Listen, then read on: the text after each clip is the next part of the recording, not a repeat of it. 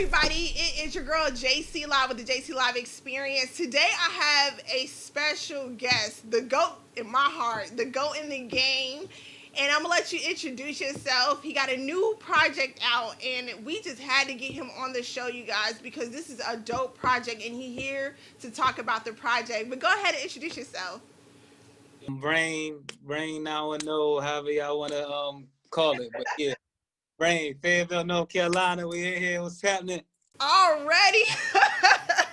You already know the new album. The new album is called Amber Vision. And yeah, we here to talk about that. So first, I want to say that I love the album from beginning to end. Like I said before, it just has a 90s music vibe to it. Like, I'm talking about like the old Nas, the old school, and I enjoyed it so much. I don't smoke, but I low-key want to just get in the car, ride around the city, and just blast it. You know what I'm saying? Because it had that vibe. And that type of stuff is hard to find these days. So, but tell everybody, how you put the project together and the meaning behind the title, because I thought that was kind of dope. So, one, I was inspired by like the music I grew up to. I wanted people to just be able to capture that same vibe and energy of the music that I grew up listening to. So all of this kind of, I'm about to be long-winded for a second, but I want to give you a very clear answer. Uh-huh. So the album is called Amber Vision. So the whole album is kind of like an ode to the hustlers. The hustlers that I grew up watching. You know what I'm saying? I grew up in an era where the role models in our neighborhoods were, unfortunately, it was the drug dealers.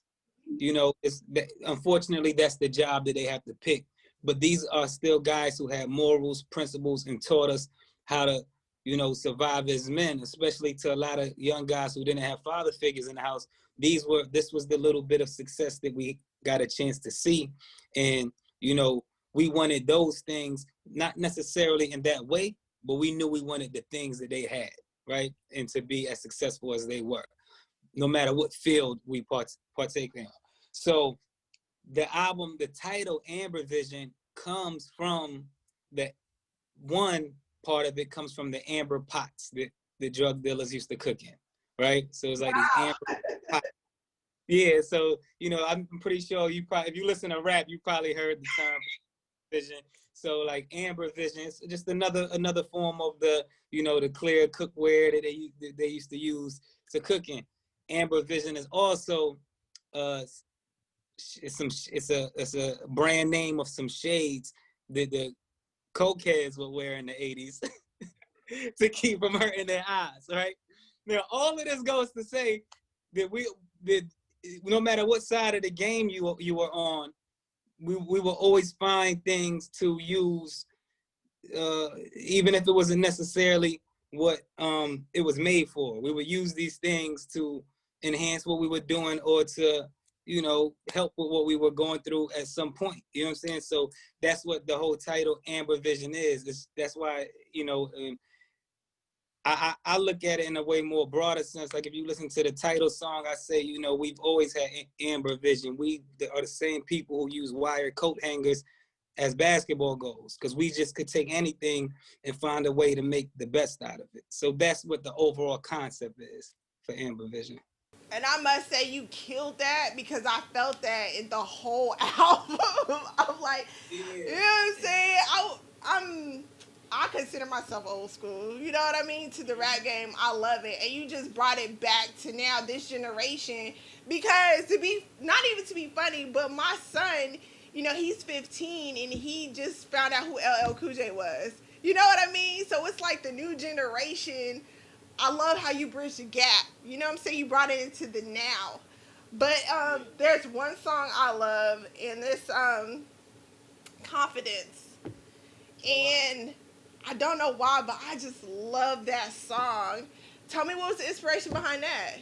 So Confidence, that record was actually, sometimes when I go in the studio, I try to channel in some of my inspirations, especially with this album. I was trying to channel in like the sonics of my era.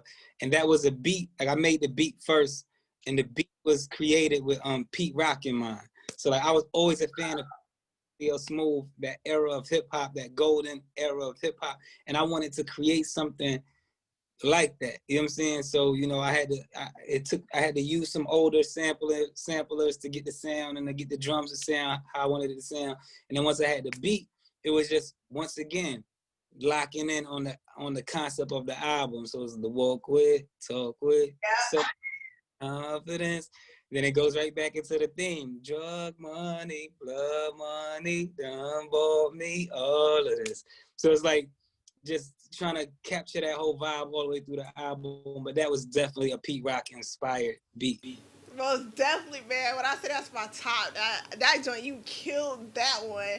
And I saw you was doing a video with Jim Jones. You forgot to text me, right? You forgot me tell me to meet you out there. Is that what happened? Because I was looking like, dang, Rain, I would have been there. Yeah, I should have hit you up for that, for real. Yeah, we had a fur coat on, you know. I would have been there. I would have had your back. You're right. You all the way right. Yeah, that was an experience, man. That was an experience, like, because first of all, Jim Jones, that's like my older brother. You know what I'm saying? I look at him like, you know, he paved the way for so many people, especially to do it how we choose to do it, just the independent route, raw, you know, uncompromised, and just using this platform to hustle all across the board. And you know, he's always embraced me since we met, and he gave me the phone call like, yo, we're gonna shoot this video. That was actually a record that we worked with together called Mink Match in the Coop. It was a record that I had actually, and I played it for him. It was a beat that he didn't like. That's actually, shout out to the Heat Makers. They made the beat. He didn't really like the beat, and I went in the studio and I was like, let me try something to it. And then when I did it, he's like, I kind of like it. I kind of did it. You know, but you know, it happens. Sometimes it happens like that. You know, we share. That's somebody that, you know, we share ideas all the time, and that wound up being a song that came out really dope. And you know, I flew out, did the video, and hopefully, you know, that comes out at the top of the year, and you know, people get a chance to see that. So that's when you're planning on dropping it in January? Yeah, well, that's his record. You know what I'm saying? So I don't know. I don't know when he wants to drop it. You know what I'm saying? I'm just featured on it. Oh, I need y'all to drop that. You was looking fly. I was like, okay, come favorite represent. Like, you know what I'm saying? Turn all the way up. We had up on that. I ain't gonna lie, bro. The mink coats out. I had the Porsche 911 on the scene, so it was definitely a vibe. Speaking of Fayetteville, though, I've always wanted to just sit down and ask you this. So, you're from Fayetteville, and you know a lot of artists that are trying to get to your level. I hear them always say that the Ville is like crabs in a bucket. You know what I mean? That DJs don't support the artists, or the artists can't blow up in Fayetteville. What do you say to things like that? Do you feel like an artist has to get out of Fayetteville in order to make it? No, I don't. I feel like there was a time where the program directors had a lot of control over the music that was being played. It was never the DJs, because the DJs can only, you know, they can only do but so much. You know what I'm saying? And if that artist isn't creating a demand in the streets, then it doesn't really justify the DJ playing the record. You know what I'm saying? So it's so much that goes into that. You know what I'm saying? So, but it was a time where it was very difficult for artists from Fayetteville to get on, because that barrier still did exist, whether it was the program directors, whether it was some higher ups, who knows? But it was, if that's the only outlet. In these other markets, it was so much more than just radio. But with Fayetteville, we didn't really have, you know, you can't walk up the street and go to Def Jam. That's right. But now, though, now there's no excuse. Because now you have YouTube, you have SoundCloud. If you really want to hustle, you can shoot a video and drop a song every single day. And so true. And people could get their hands on it. You could pay, if you got some extra money, you could pay for ad space. You could pay these social media promos. You could invest into yourself, and you could do it from the comfort of your own home. You don't even have to leave the house and get a worldwide fan base, because you don't really need a worldwide fan base. You just need a small niche audience who's willing to spend money with you. and you'll be okay. So I think every artist in Fayetteville, I'm speaking specifically to Fayetteville because that's where I'm from, just get on your grind, drop some music, link up with the people around you that's talented also, and just create. That's it. You be having so many gems to drop. I saw you on Clubhouse. Are you going to start opening up rooms and talking to people, or are you just not into Clubhouse right now? Because I heard about your album through Clubhouse.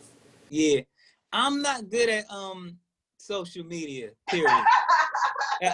And I know Yeah. that's because I'm an artist, and it's like, yo, I should be on all social media, but I don't like social media. I don't know what it is. It's just something about I think it's too much opinions for me, and I feel like it doesn't really. I feel like the oversaturation of opinions, it kind of stunts the growth for a lot of artists because people get sidetracked reading these comments and watching what people think. And I've never been a guy to create. Like I've seen somebody recently say, "Oh, y'all post music for us to critique." No, we No. music because this is our art and we want to use every platform to give it to you. But if y'all think y'all gonna just say whatever you want about my shit, then I'll block you or I'll take this whole platform. I'm not doing this for that. You know what I'm saying? Right. If it was not a penny in music, I would still create music. So I'm not sure. I'm trying to get used to these, get a little more comfortable with it, but I don't know. We'll see. And it's crazy you said that because in one of your songs you talked about how well, I think it was a skit where the intro you was talking about how artists they're creators and their job is to create, so they wanted to share it with the world. And I thought, dang, that's you hit the hammer right on it. Like that was perfect because that's what artists are. Y'all are creators, and that's your job is to share it with the world. You're the first person who spoke about the intro right now. Let me explain something about the intro. Okay.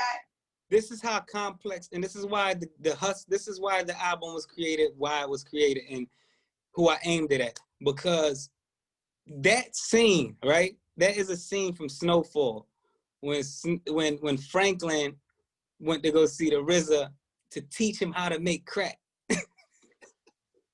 That's what that scene is, right? Raw as fuck. He's like, damn, hold on. I'm trying to decline this call. Hold on, I'm trying to decline this call because somebody's calling. All right. So so he's going to teach him how to make crack. He's telling him, like, you're an artist, right? Like, in my experience, artists want everybody to see what they made. But that applies to anything.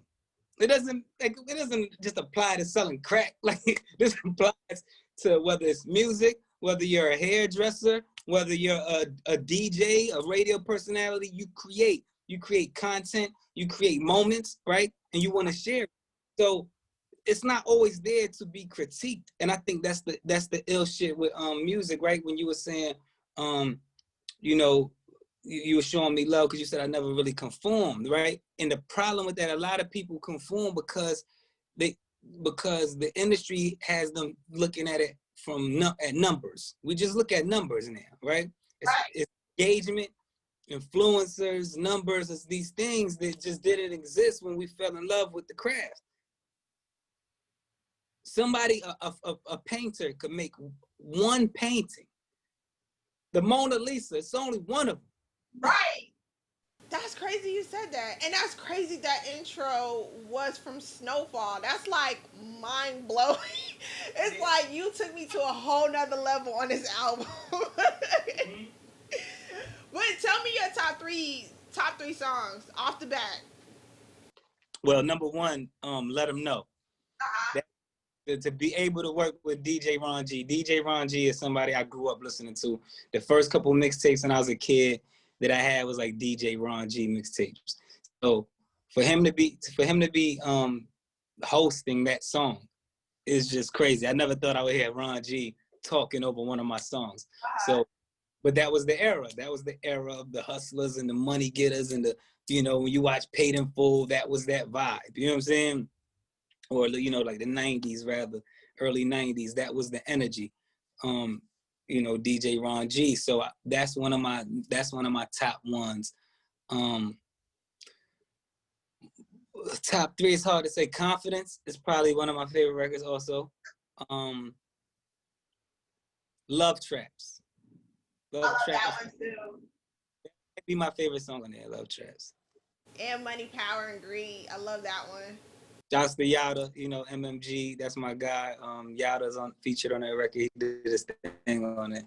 Who else did you work on the art album with? So the album is, as far as features, Ron G, Jim Jones, Yada, and 38 Special. Those are like the only features on the album. And then as far as production, I carried the majority of the production along with my man Phono and Tracks. Dopeness. Yeah, that Money, Power, and Greed one goes hard. I think the whole album go hard. Thank you. Yeah, that was risky too, just saying, oh, fuck it, I'm gonna throw 19, 20 songs on here. Because nobody does that anymore either. It's like every song is like 10, every hour like 10 songs, 14 the most. So to be like, I'm gonna do 20 is like, I hope people sit there and listen to it. No, like that went hard, and every song has a meaning behind it. It's not just how people just throw out songs, twerking and weed and all that. Like every song just has a meaning behind it. So that's why I have so much respect for you, and I think this is a dope project, and that's why I had to get you on here. I had to. Appreciate that for real. But man, do you have any shout outs? And make sure you tell everybody where they can download your project at. I just want to shout out everybody that's supporting the project, whether you bought it, listened to it, streamed it, told a friend about it, reposted a song or liked it or whatever.